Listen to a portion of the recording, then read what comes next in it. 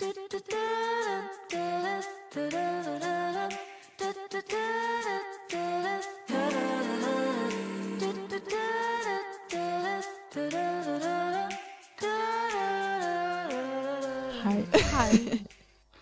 Goddag, Karen. Goddag, Karoline. Som om vi ikke har været sammen i hvad? Halvanden time nu? Halvanden time? Shit en dag. Ja. Jeg ved slet ikke, hvordan vi skal starte den i dag. Vi ved aldrig, hvordan vi skal starte den. Altså, Nej.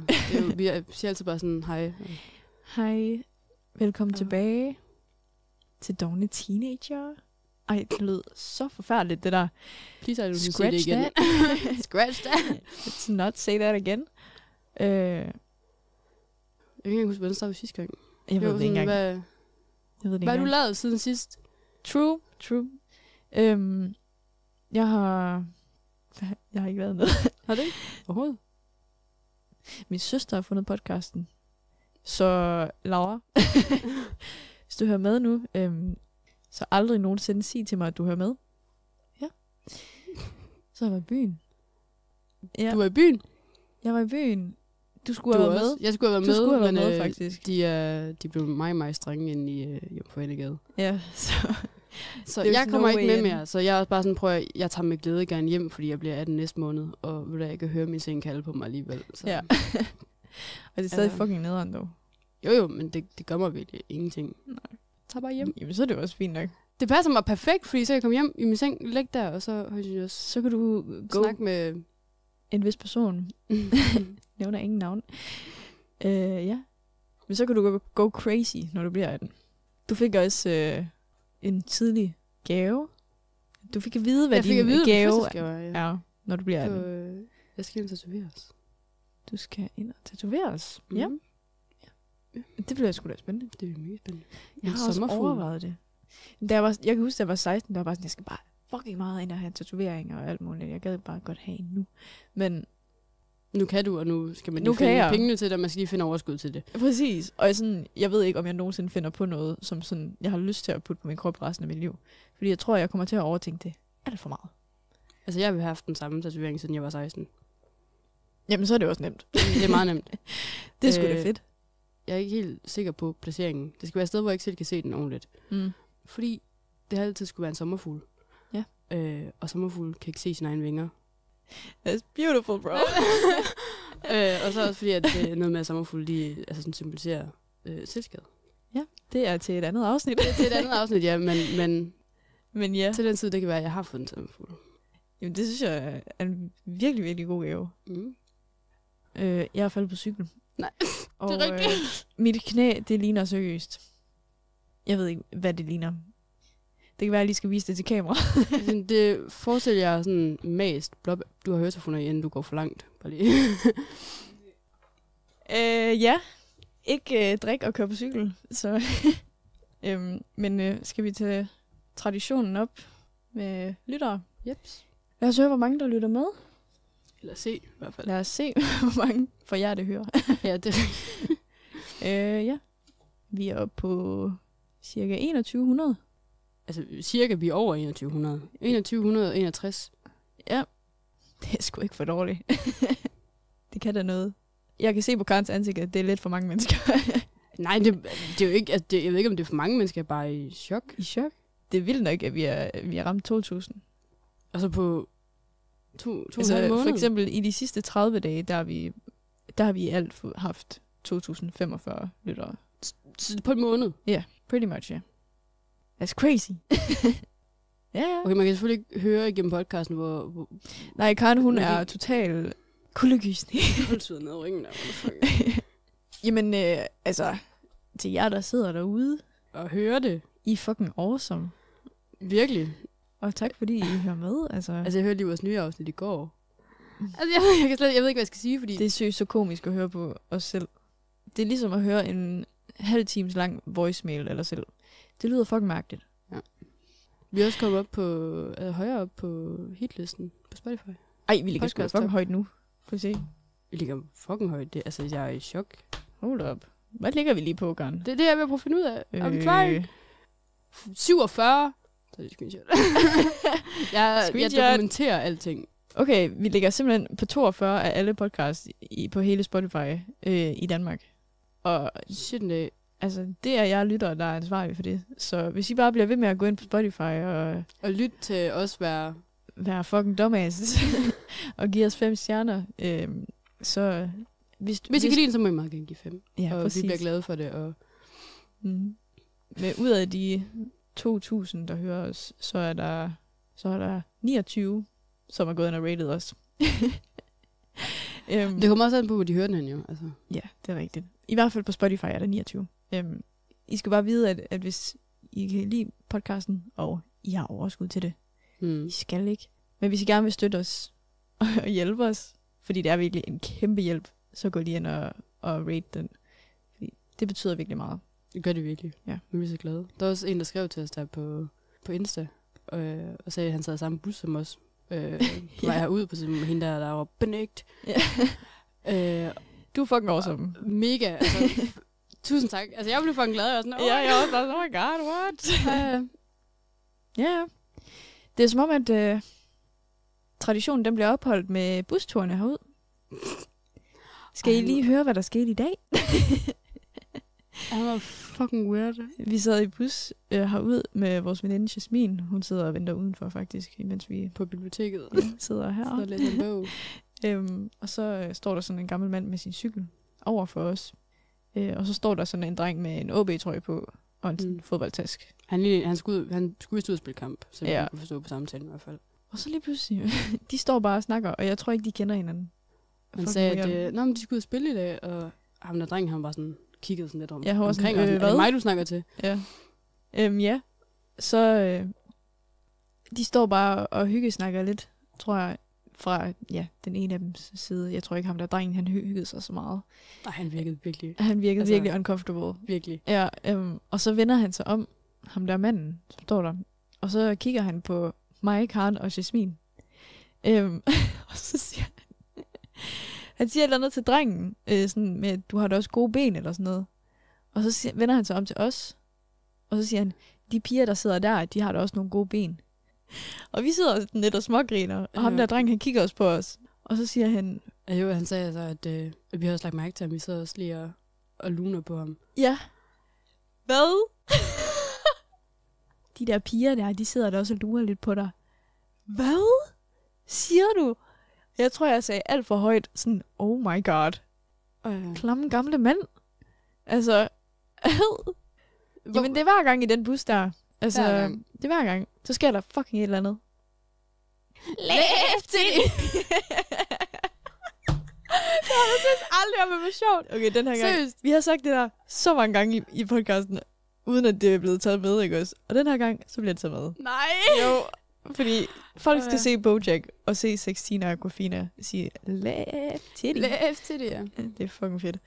Så hvis I ikke har set BoJack Horseman, så stop den her podcast og gå ind og se BoJack Horseman. Virkelig. Det er vigtigere. Det er det faktisk. Det lærer faktisk nogle ting, som er sindssyge. Men også forbereder jeg på at være sådan lidt særlig de næste par dage, så fordi... Det er fucking deep. Jeg så det hele sådan... nærmest i streg, ikke? Ja. God damn. Det var sådan... Jeg begyndte på det, og jeg var bare sådan, ej, det er fucking grineren, det her. I sådan første sæson også, der er det bare sådan en komedie, nærmest. Virkelig. Udover helt slut i sidste afsnit eller sådan noget, så er det sådan lidt deep. Men ellers, så er det bare fucking komedie i den første sæson. Og jeg var bare sådan til dig, og så kom til du skal bare se det her. Altså, det er vildt sjovt. Og sådan, og så begyndte du at se det. Og så fulgte vi lidt ind i det der deprimerende sammen, og vi var bare sådan, hvad er det her? Altså, det var virkelig deep, BoJack Horseman, og man skulle ikke tro det. Men det er jo en hest, for fanden. Det er en hest. Men det er fucking godt. Gå ind og se det. Skal vi hoppe til dagens emne? Det synes jeg. Ugens emne er barndomslængsel. Og nu ved jeg ikke, noget vi lige sidder og snakker lidt. Måske for mig er det mest barndomslængsel. Du længtes? Jeg længtes efter min barndom. Ja. Men det er måske ikke lige så meget the case for dig. Not so much. Nej. Altså, det er jo ikke, fordi jeg har haft en forfærdelig barndom. Det er jo ikke... Det var bare i går, der skrev jeg til dig sådan, okay, du skal lige komme på sådan nogle minder og sådan noget, og du er bare sådan, jeg har ingenting, fordi Nej, men du bare du spurgte om sådan, om jeg havde tænkt over det, var sådan, overhovedet ikke. Ja. Der var sådan godt. Ja, hvor vi blev begge sådan lidt irriteret, fordi at jeg følte ikke, du forstod, at prøv her, jeg ville faktisk helst ikke tænke på det. Ja. Og alligevel så, jeg kan jo godt, der må være et eller andet, ikke? Mm. Og det endte med, at jeg gik ud til min mor, nærmest, der var ved at græde, og sådan, du skal lige hjælpe mig med noget her. Og så, hvad så?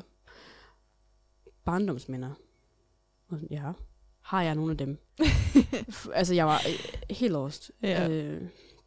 Du kom i hvert fald på noget. Men sådan længsten efter barndom, sådan, for mig kan det godt være sådan nogle små ting, som vi også har skrevet ned, sådan noget som en bestemt sang, der kommer på. Fordi jeg ringede til dig, og faktisk sådan... Kender du den her sang? Ja, jeg var sådan... Jeg ved ikke, om I kender den der... Den hedder Børn af natten af Panama eller sådan noget.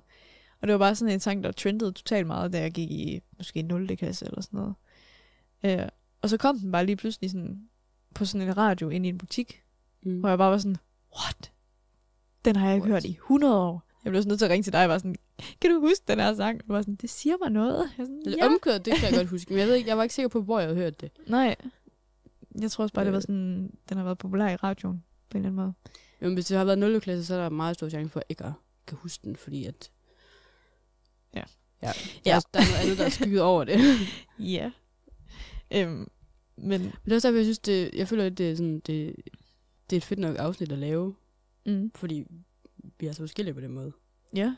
Det er faktisk sådan virkelig forskellige sådan, synspunkter. Meget. På en måde. Du længtes efter din barndom. Ja. Altså sådan, jeg har haft sådan... Altså mens jeg voksede op, så har det været meget sådan, som vi også snakket om før. Jeg har haft sådan meget sådan kernefamilie barndom, med stort hus og stor have og ferier og farver og fest, ikke også?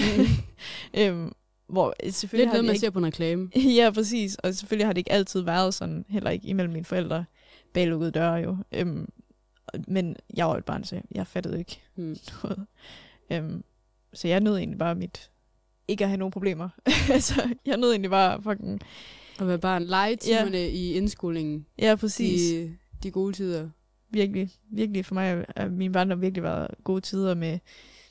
Jeg ved ikke, om I har leget med Playmobil, for eksempel. Med, Hvad er det der? Det er det der legetøj med sådan... Hvor det kan være bondegård og sådan... Heste. Jeg finder et billede af det. Nå! Ja. Ja, det har jeg leget med. What? Det har jeg leget fucking meget med. Også de der slejestyr. med min barndomsveninde Sara. Så det er lidt en børnevenlig version af Lego? Ja. Okay. Ja. Og så en sådan meget specifik sådan, da jeg var sådan helt lille, og jeg sad i sådan et specielt sæde i bilen, sådan, og sådan, hvis vi skulle ud og lave noget med familien, og så kørte vi hjem, og så faldt jeg i søvn i bilen. Og sådan, jeg vågnede altid i det samme sving, sådan lige inden indkørslen. Og så var jeg bare sådan, fuck no, jeg lader som om jeg sover, for at jeg kan blive båret ind. Og det var seriøst det bedste. Det der med, selen bliver spændt op, og man bliver bare omfavnet, og man bliver bare... Prøv at gøre det nu.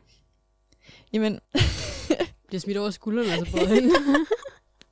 Men det er virkelig sådan elsket, når man bliver båret ind fra bilen. Ja. Du nævnte i hvert fald, da jeg sagde sådan, har du nogle små minder? Jeg ved ikke, om du kan huske, at du nævnte det faktisk, men du sagde sådan, fugle om morgenen. Det er rigtigt. Den er fucking true. Det er faktisk helt fra dagplejen, jeg kan huske. Ja. Jeg kan ikke huske fra dagplejen, men jeg gik i dagpleje hos min bedstemor. Ja. Og de havde sådan en humongous have. Jeg ved ikke, om det var en humongous have. Jeg var tiny, så for mig, der var det jo wow, ikke? Ja. Og de der fugle der, jeg ved ikke, jeg har ikke forstand på fugle, men det var den der fuglelyd om sommeren. Ja. Jeg har faktisk en TikTok, hvor man kan høre det, men det der lydklip, du spiller det lige, det er seriøst. Jeg ved ikke, om det er det samme fuglesang for dig, men sådan, det er sådan den der due-agtige. Ja, det er lidt due-agtigt. Ja, den elsker jeg. Prøv lige at afspille den.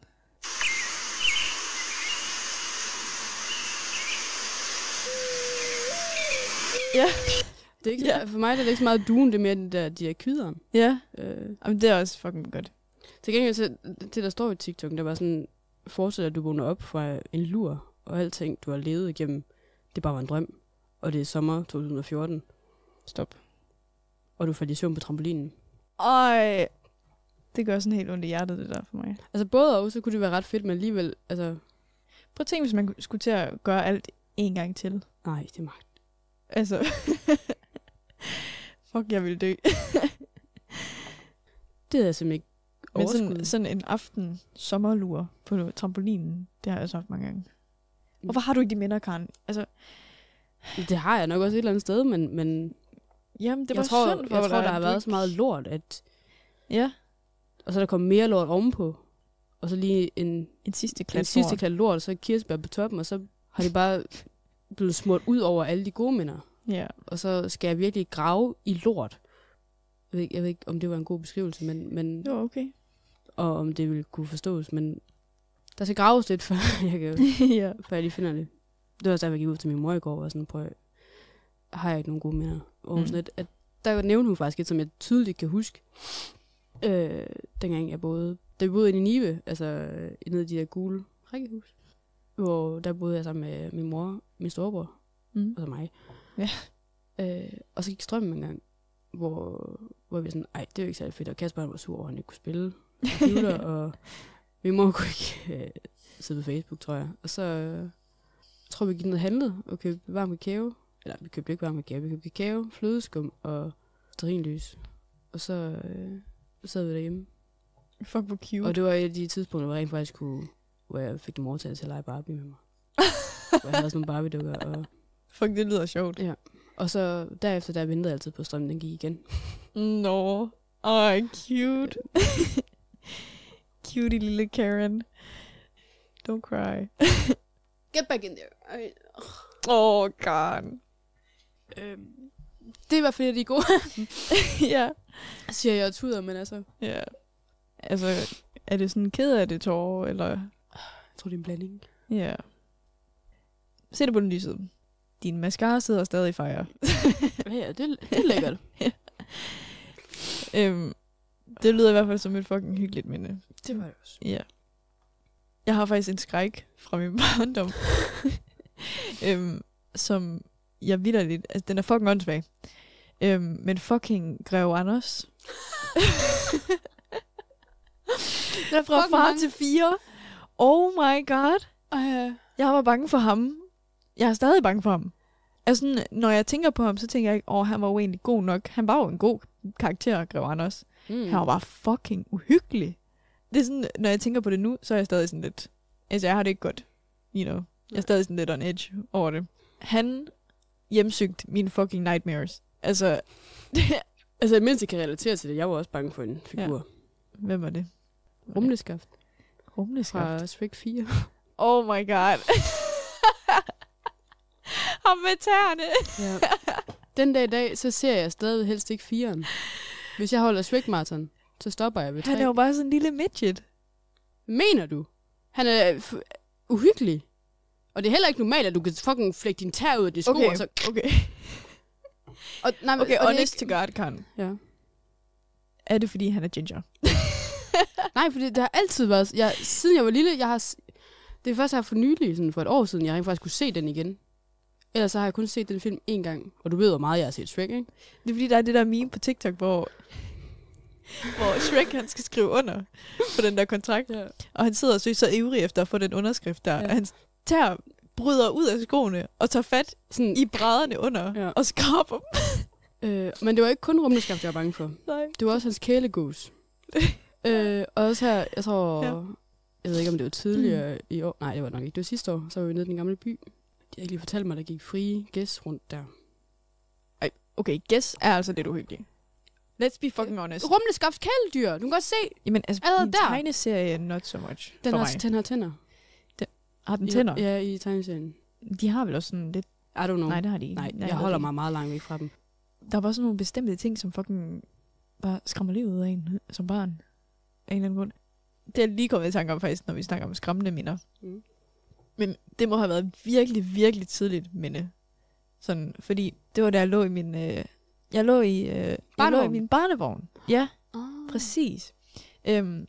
Når min mor begyndte at lave mad, så kom jeg altid ud og skulle til lur i min barnevogn. Ude bagved, der ved skuret. Ja, meget specifikt, jeg kan huske det af en eller anden Jeg grund. kan godt forstå, hvis du er skræmt.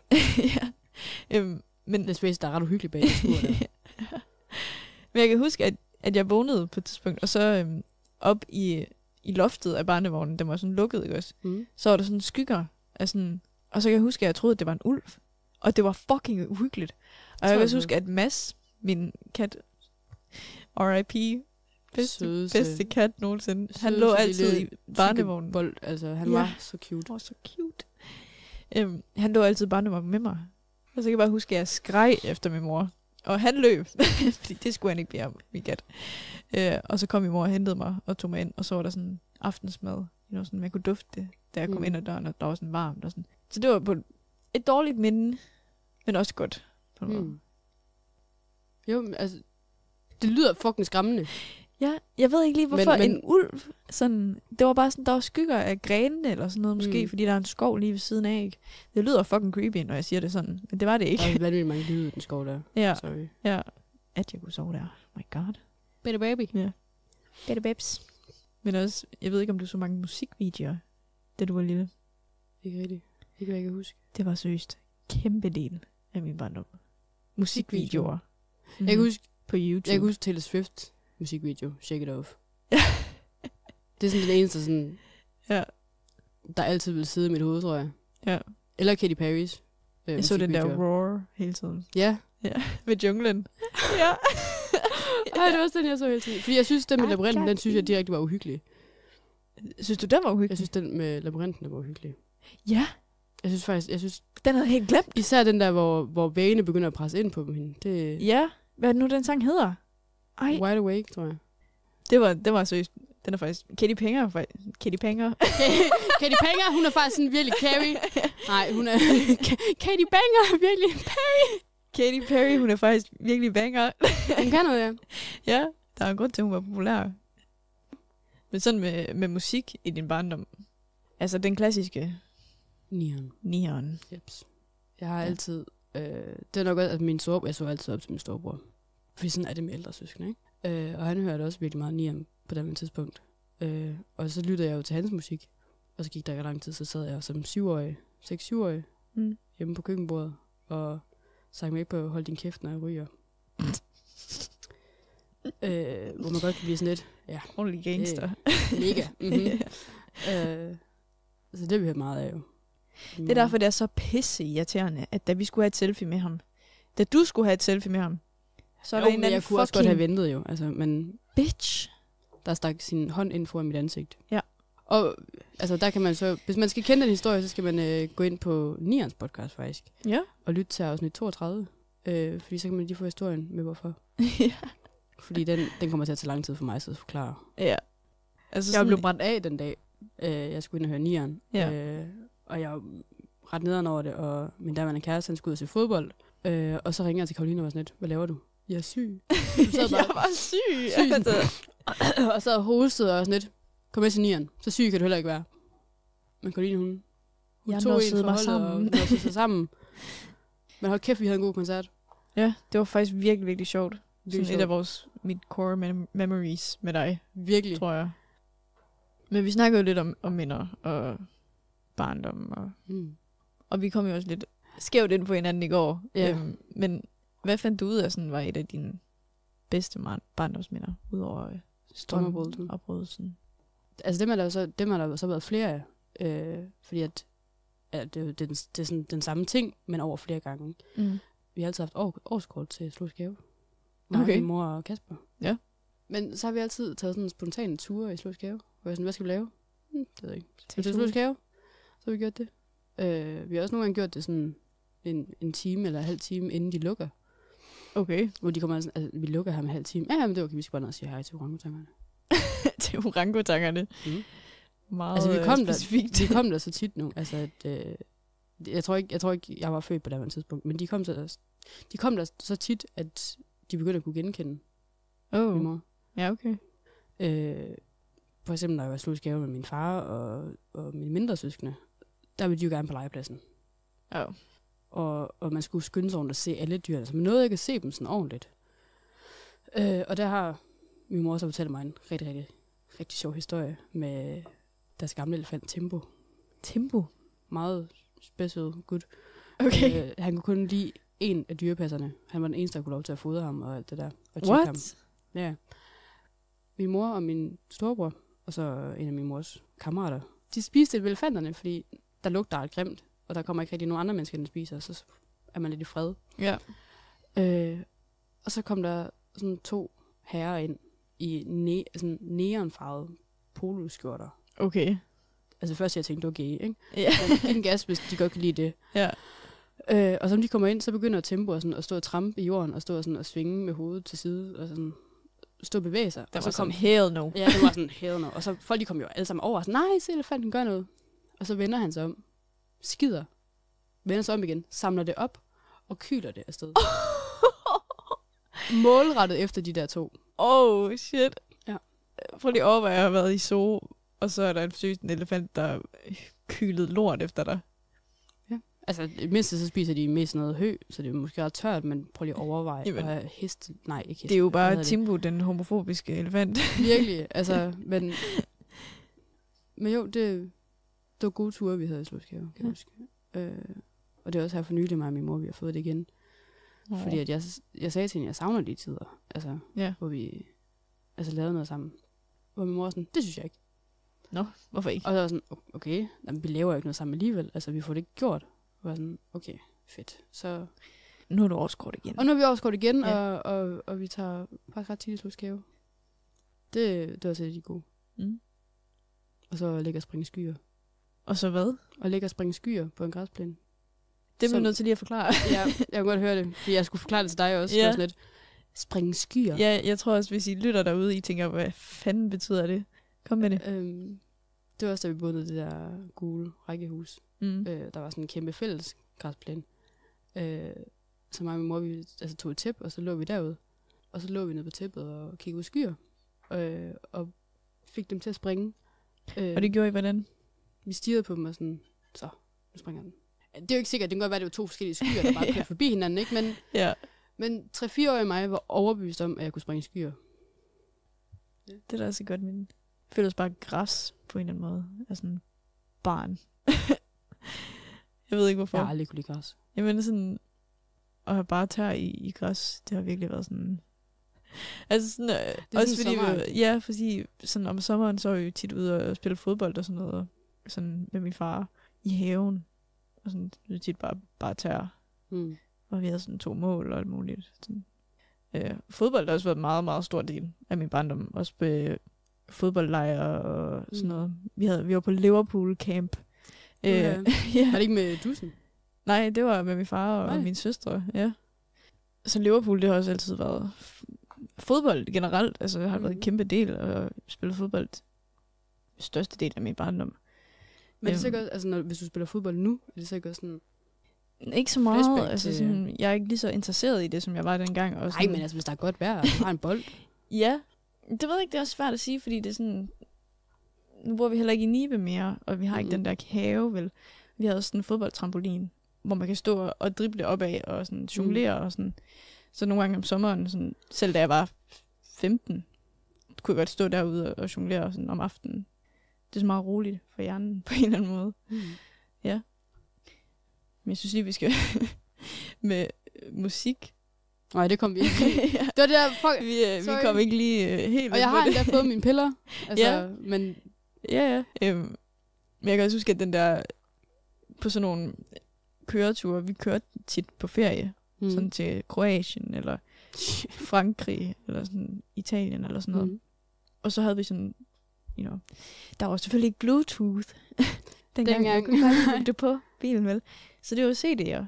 Ja. Og min far, han havde sådan en Kim Larsen, eller Gasolin, med hans band, eller sådan noget. Sådan en specifik CD, som hed Forklædt som voksen, eller sådan noget. Og der var sådan en sang på, som hedder Adolf. Oh my god. Ja, altså, den hørte vi fucking meget, den der en sang, der hed Adolf.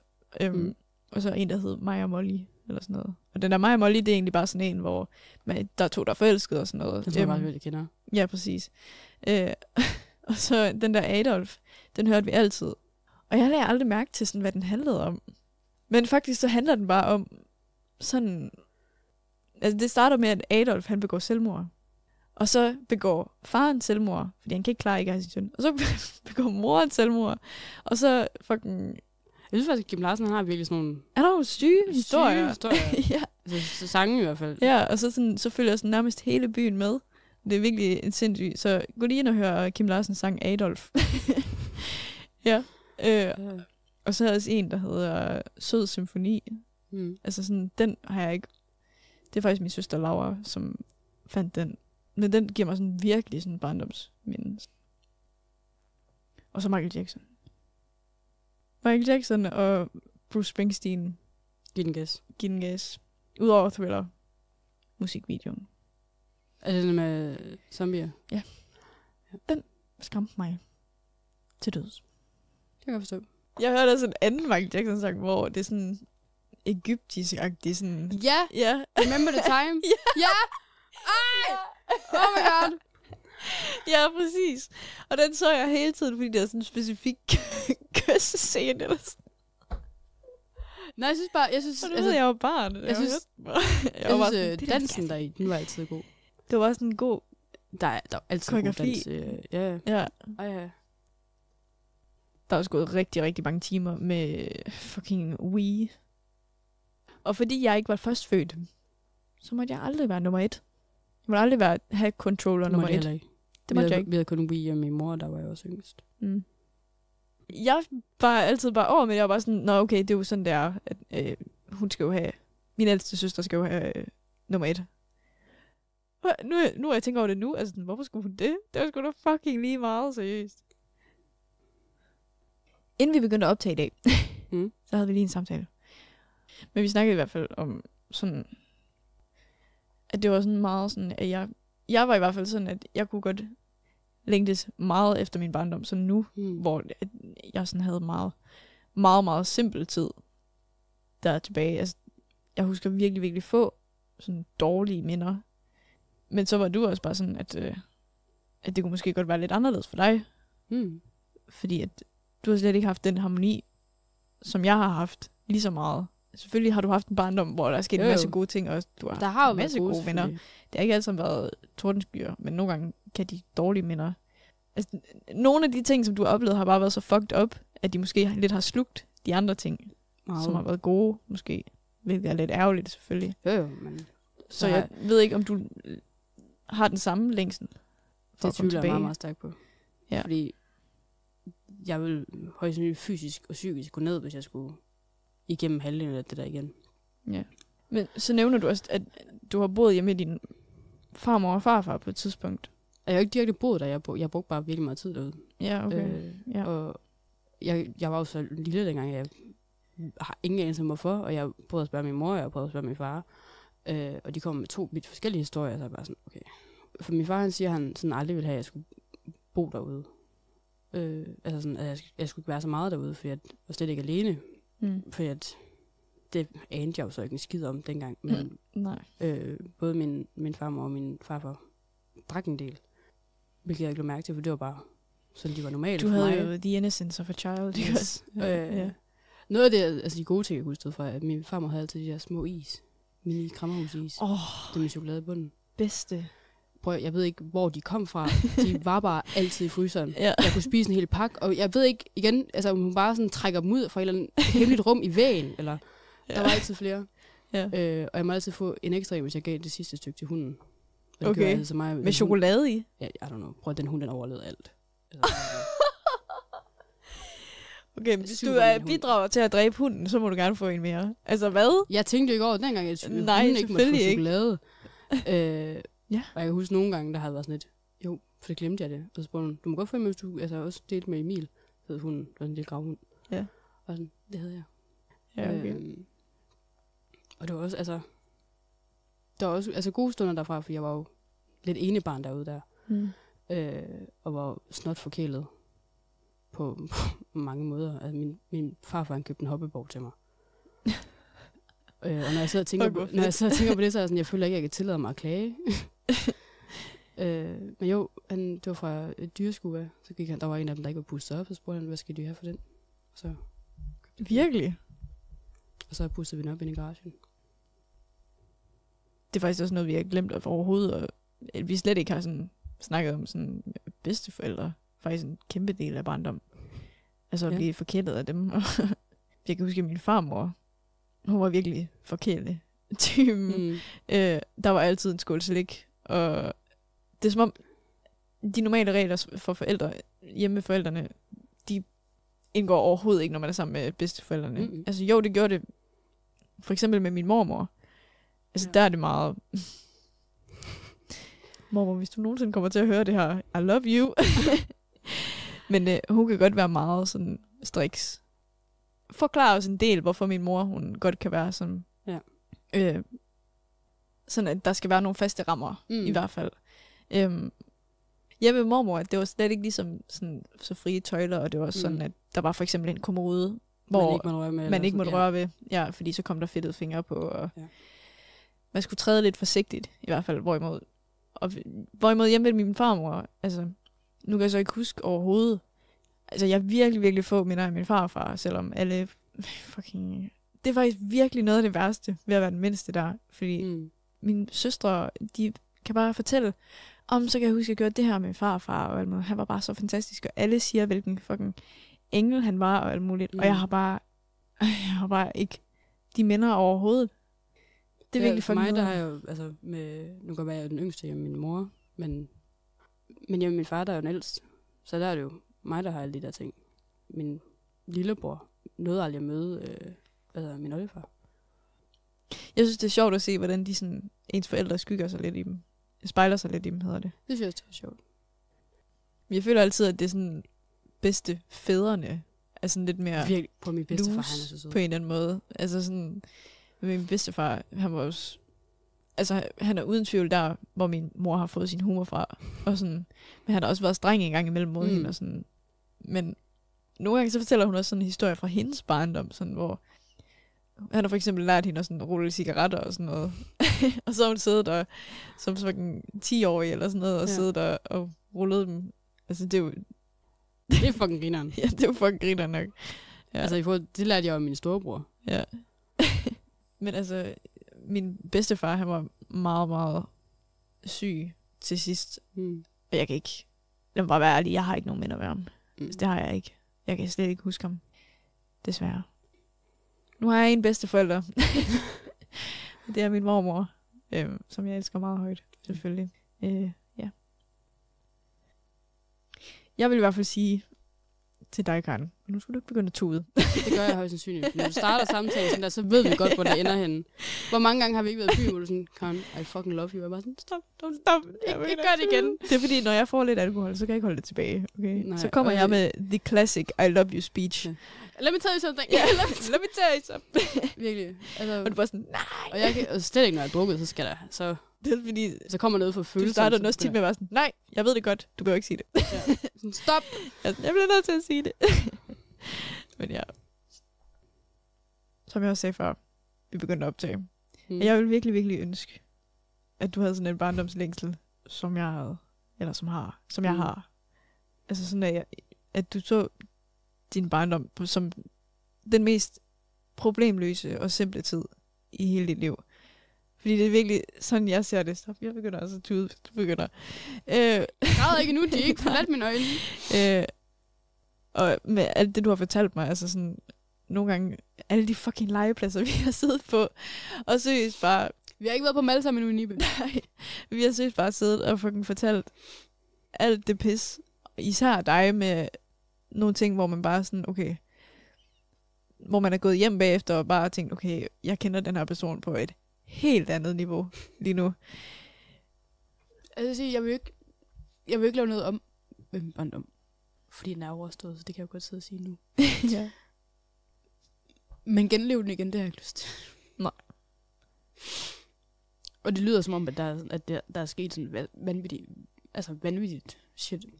Hvor jeg sidder, det er der jo ikke. Men Karen, det hvis du sidder her og er så ked af det over, når du tænker tilbage på det, så har det alligevel været noget vanvittigt shit. Jo, men selvom det er ikke fordi, at du er blevet abused eller noget som helst. På den måde, måske lidt emotionally. men, altså, måske lidt. lidt emotional abuse, men lad mig bare sige, at der er sket nogle ting, som Hvis jeg kunne som rejse ingen tilbage, fortjener. rejse tilbage og ændre én ting, så vil jeg gerne rejse tilbage til dengang, hvor min far han sagde, at jeg skulle tige stille, eller så jeg ikke min mor mere. Og så ruske ham og sige, sådan noget siger du ikke. Til dit barn. Til din, Til nogen. Til din 6-årige datter. Fordi det var først derefter, der koksede det i hvert fald helt. Ja. For det har jeg jo så lært senere hen, at jeg skulle ikke vise nogen følelser. Altså. Jeg kan huske, at vi lå hjemme ved mig på mit gamle soveværelse, det der lille et, i min fucking enmandsseng. Ja. Hvordan ville jeg kunne ligge der? Ja. Altså, Og vi lå sådan, begge to på ryggen, med sådan benene i hver vores ende, og sådan hovederne ved siden af hinanden. Og du fortalte mig det der med, at din far, han har sagt det der. Og så sagde du bare sådan, jeg kan huske så tydeligt, at du sagde sådan, og lige siden det, så har jeg bare lukket munden. Når jeg elsker dig så højt, altså sådan, så skærer det jo bare fucking ekstra meget i ens hjerte, at du har været igennem alt det der. Og jeg vil for mit liv ønske, at du havde haft de samme minder, som jeg havde, og det samme... Så man kan bare høre min næse bare. Den samme harmoni. Og jeg vil ønske nu, at du havde, selvom den der længsel, jeg har efter mit barndom, fucking gør pisse ondt, fordi jeg kan aldrig komme tilbage, så kan jeg stadig, altså thank the fucking gods, at jeg har haft noget så godt og længes efter. Nu har jeg aldrig selv vel indrømme det sådan. Heller ikke dengang jeg var lille. Og nu har jeg aldrig vil ønske mine forældre, at de var sammen. Fordi det har altid virket forkert. Ja. Men når folk snakker om sådan himmelske barndom, så er nogle gange sådan lidt ikke kunne relatere. Ja. Og bare sådan lidt. Hvor var min henne? Ja, altså, jeg tror godt, det kan være det der med, at da mine forældre blev skilt, der var det jo sådan, jeg kunne godt... Jeg kan jo sagtens se nu, at de passede overhovedet ikke sammen. Og meget, meget forskellige mennesker. Men man ønsker ikke, at de er sammen, men man ønsker, at man havde forældre, der kunne være sammen. Det kan jeg godt forstå det. Men det altså, jeg har aldrig haft nogle, jeg har aldrig vil have nye forældre. Nej. Og jeg har altid haft nok af dem. Så jeg har aldrig vil lave om på dem. Nej. Men jeg misunder de der glæde. Ja. Oh my det er så forfærdeligt, det her. Oh my god. Altså, ikke fordi jeg var så ikke klar på, at det skulle blive sådan en deep afsnit. Det var jeg. Det var derfor, jeg var sådan lidt mut fra starten. Ja. Jeg magtede ikke tage ud i morgen, så jeg var bare sådan, jeg bliver hjemme. Ja, altså... Jeg var ikke lige klar på, at jeg skulle græde så meget. Nej. Men, nej. Og igen, det er jo ikke, fordi jeg ikke har nogen glæde. Nej. Nej, men det er stadig bare en de er bare hård ting. Af alt muligt pis. Og hvis løbet allerede er kørt med tårerne, så hvad er dit værste barndomsminde? Se, allerede her, der har jeg 5. Oh my god. Måske ikke 5, i hvert fald 3. Oh my god. For eksempel den ene, det var den, jeg lige nævnte med min far. Ja. Og ja, det som jeg også nævnte i tidligere afsnit med forældre, hvor jeg så kom min mor i weekenderne, og var røvked over det. Mig igen. Jeg havde jo lige lært, at jeg ikke skulle vise nogle følelser, og jeg skulle bare så holde det inde. Ja. Så jeg kunne ikke finde ud af at snakke om det. Så holdt inde, og sådan, så det begyndte sig op, sådan virkelig. Og så hver søndag, hvor min far kom og hentede mig igen, der prøvede jeg nogle gange at gemme mig. Ja. Og jeg havde en hems, hvor han så faktisk kom op, og så rev mig med ned. Det husker jeg så ikke sådan, det er noget, jeg sådan får fortalt det. Jeg tror også bare, igen, blokerede det. Ja. Og det er en stejl stige, så jeg ved ikke, hvordan han har formået at få mig med ned derfra. Nej. Så det er faktisk næsten imponerende. Ja. Det er nok de værste, jeg sådan lige ja. kan komme op med. Ja. Og jeg har ikke engang en løsning til nogen, hvis der er nogen, der har oplevet noget lignende, fordi jeg fik jo bare at vide, at jeg skulle holde min kæft. Men det kan jeg så sige, lad være med det. Altså, kom ud med det, for så går det ud. Det går ud over resten. Så æder det op indenfra. Du må også gerne komme med dine, hvis det er så. Nu skal du ikke sidde og græde men... Ja. Jeg ved ikke. Det værste er, at jeg kan ikke rigtig komme i tanke om noget, som var så slemt. Jeg ved ikke, jeg tror ikke, jeg har et decideret sådan traumeskabende barndoms. Men altså, altså, det har jo ikke alt sammen været fest og farver, vel? Mm. Men jeg tror mest, at det har været sådan, når mine forældre har skændtes sådan slemt. Jeg kan huske hvor jeg har været nede ved Sara. Ej, nu begynder jeg at tude. Stop. Hvor jeg var cyklet hjem, og der var sommer. Og så... Fantastisk. Ja. Og så i indkørslen, der er køkkenvinduet. Det er sådan lige til højre. Det er lige ud til... Ja, præcis. Og allerede sådan, da jeg var i starten af indkørslen, så kunne jeg bare høre, at de var ved at skændes i køkkenet. Sådan højt. Og min søstre var ikke hjemme, så jeg vidste godt, at de troede, at de var alene. Men jeg var bare sådan, det kan jeg ikke gå ind til det der. Så jeg parkerede egentlig bare min cykel. Og så satte jeg mig egentlig bare foran huset. Goddamn. Og ventede. Så fordi vi snakker jo, altså indenom vi skulle ud og lave altså optage det afsnit, der snakker vi altså med déjà vu. Er det sådan, at hvis du for eksempel cykler på en sommerdag, jeg ved jeg godt, nu bor du ikke i Nibe mere, men kunne du så godt få det, når du kom hjem, få sådan en flashback til det? Ja. Så er det jo også sådan et lille traume. Ja. Der er mange traumer på min cykel. Virkelig, altså cykler kan ikke lide mig. Der er de knæ også, altså. Yeah. Girl. Ja. Men jeg kan også huske... Jeg vil sige, du var også fuld med det her der. Jeg vil sige, ja, altså det er jo ikke et traume, men jeg kan også huske måske sådan et generelt traume, men det var sådan det var sådan heller ikke sådan barndom, men måske sådan i 8. klasse. Hele 8. klasse igennem, så skulle jeg cykle i skole hver dag. Og så sådan, jeg kan bare huske, at der var sådan lidt koldt, og jeg var stået op, og jeg skulle i skole, ikke? Og man var træt. Ja, og det var bare det samme, jeg gjorde hver morgen, ikke?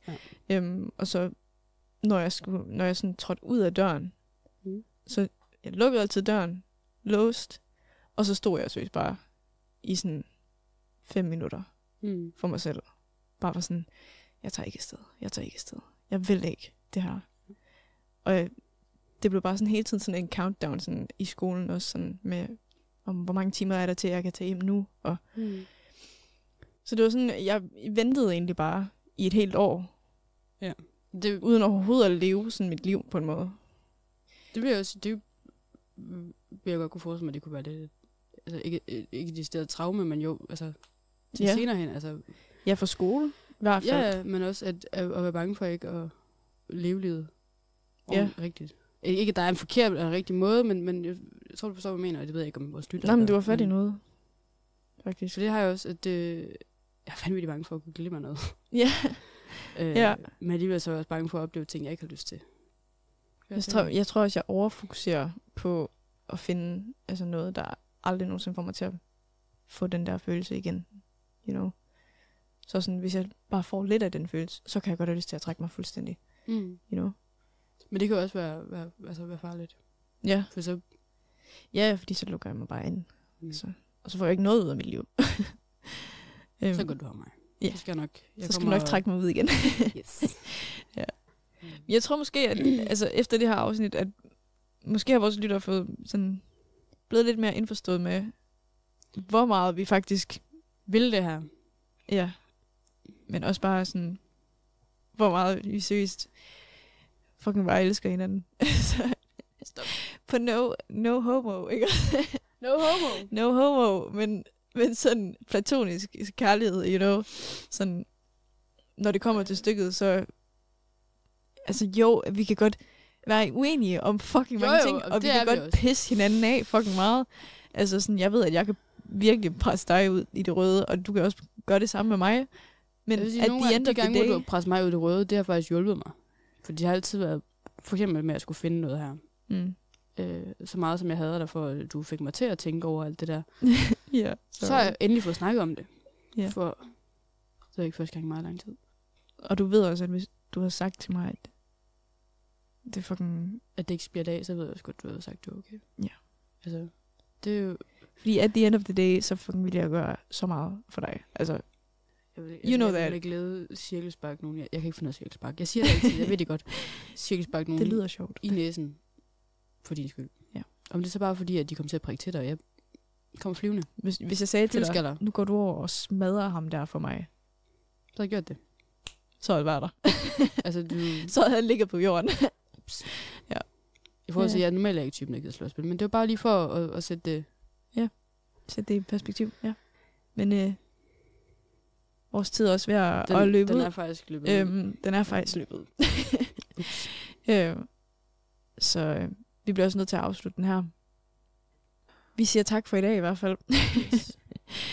Tak for denne gang. Tak for denne gang. Og igen, tusind tak for... så mange af jer gider lytte med. Ja, selvfølgelig. Håber, det her afsnit har forstå. givet lidt mere indsigt i, hvem vi er. På et lidt dybere niveau måske. Og så det basale. Så har vi selvfølgelig vores TikTok og Instagram. Dårlige Teenager lige ud i et.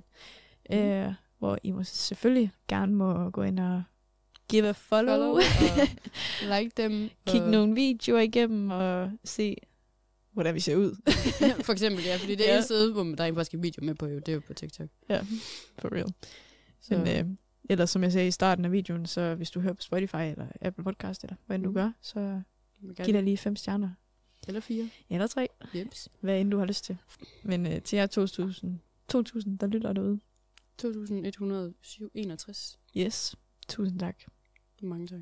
Vi ses vel nok i næste uge. Til et nyt afsnit af Dårlige Teenager. Nu gør vi det igen.